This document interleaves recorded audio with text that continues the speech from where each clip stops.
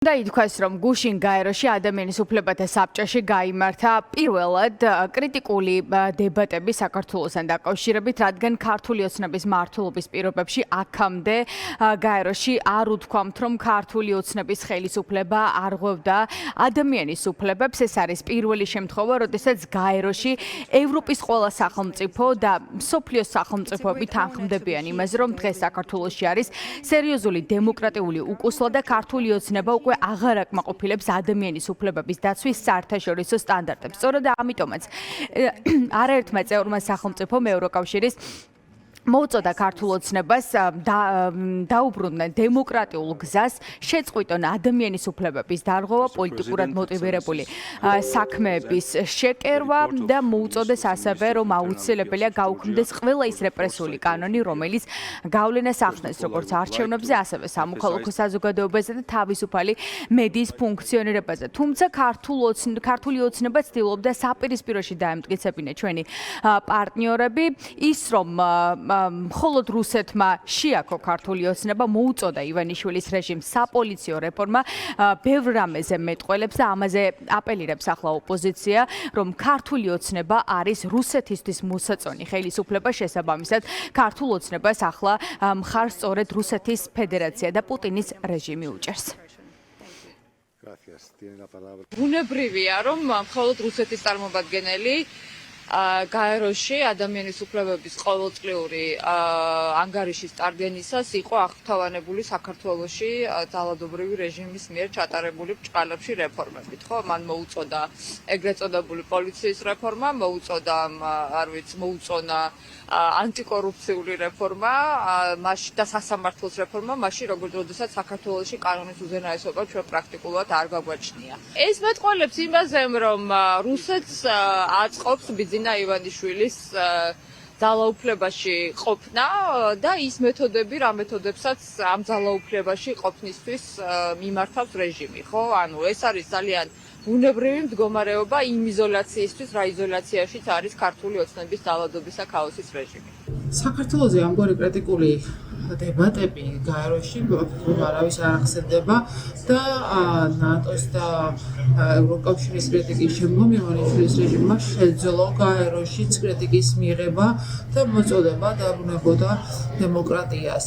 ისევე როგორც ივანიშვილის რეჟიმმა შეძლო ტაშის მიღება უკვე გაეროდან რუსეთის მხრიდან და შექება იმ ავტორიტარიზმის გამო, რომელიც დამახასიათებელია რუსული ტიპის რეჟიმებისთვის. შესაბამისად ეს კიდევ ერთხელ ადასტურებს იმას, რომ თუ სადმე საერთაშორისო ორგანიზაციაში საქართველო არის, ყველა ორგანიზაციიდან მათ შორის უკვე გაეროდან მათ აქვთ მნიშვნელოვანი კრიტიკა. ჩვენ ყველამ კარგად ვიხილეთ, რამდენად არაადეკვატური, არაპროპორციული ზომები გამოიყენა პოლიციამ მომიტინგეების წინააღმდეგ. ხო, ახლა გავიხსენოთ, თქვენი კოლეგებიდან დაწყებული, დამთავრებული სხვა ადამიანებით, როგორ ცემდნენ, აწარმოებდნენ შუაქუჩაში და ამას ჩვენ პირდაპირ ეთერში ვუყურებთ და ხო ამაში სიახლე რა არის, რა თქმა უნდა, ყველამ კარგად ვიცით, ეს ცნობილი ფაქტია. რომ ოცნების პოლიციამ ამ რეჟიმმა ფაქტობრივად ლამის სიკვდილამდე მიიყვანა ადამიანები, ხო? ქართული ოცნება ახლა თავის მართლების რეჟიმშია, ბუნებრივია, მათ ისინი ახლა ცდილობენ, რომ 3 საათიანი კრიტიკის მოსმენის შემდეგ ახსნა მოუძებნონ იმას, თუ რატომ მიიღეს ასეთი მწვავე კრიტიკა და ასე ვთქვათ, კრიტიკის კასკადი პარტნიორებისგან, ევროპელი პარტნიორებისგან. ოცნება ახლა ამტკიცებს, რომ ამ კრიტიკის მიღმა ევროპას აქვს საკუთარი ინტერესები, ბიძინა ივანიშვილის გუნდი ისევ კონსპირაციული თეორიებით გვესაუბრება და ცდილობენ თავი არიდონ მთავარ კითხვას, რატომ ხდება ისე, რომ მათი ქმედებების შემდეგ ევროპისგან იღებენ მხოლოდ კრიტიკას და რუსეთისგან ქებას.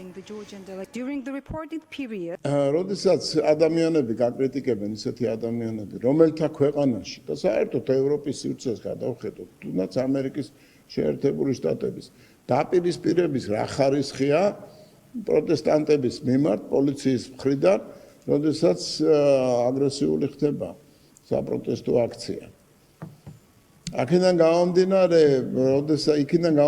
როდესაც შენ ხვდები, რომ არავითარი ძალისხმევა არ არის საკმარისი იმისათვის, რათა ადამიანები გადაარწმუნო მხოლოდ იმიტომ რომ ამ ადამიანებს კონკრეტული პოლიტიკური გეგმა აქვს, რასაკვირველია საზოგადოება უნდა გამოიტანოს უპირველეს ყოვლისა დასკვნები და არ უნდა ველოდოთ რომ ამა თუ იმ ფორუმზე ხელებს გაშლიან და იტყვიან რომ აი თურმე მართალი ყოფილა საქართველოს ხელისუფლება, ამას არ უნდა ველოდოთ.